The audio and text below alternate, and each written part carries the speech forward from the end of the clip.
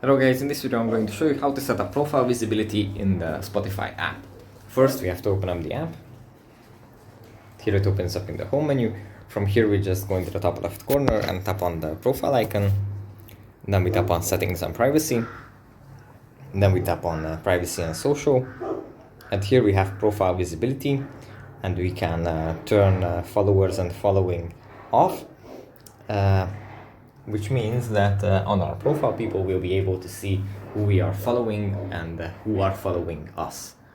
If you turn this off, obviously the opposite is going to happen. People won't be able to see our follows and followers. But yeah, that's basically it. That's pretty much it for this video. I hope it was helpful for you guys, and I'll see you in the next one.